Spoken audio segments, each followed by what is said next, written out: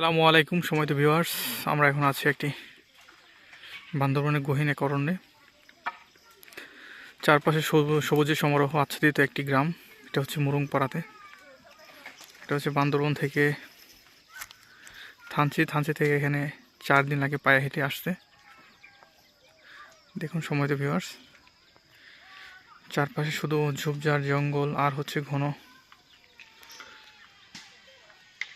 কুয়াশায় আচ্ছাদিত আমাদের এই মুরুংপাড়া।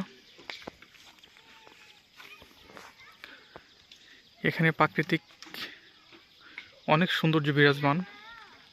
এখানে হচ্ছে মুরুং উপজাতির বসবাস। এখানে দেখুন কি সুন্দর করে তারা শুধু বাঁশ এবং কাঠ দিয়ে প্রাকৃতিকভাবে ঘর নির্মাণ করছে। কোনো প্যারাক বা হচ্ছে তার কৃত্রিম কোনো জিনিসই তারা ব্যবহার করছেন না।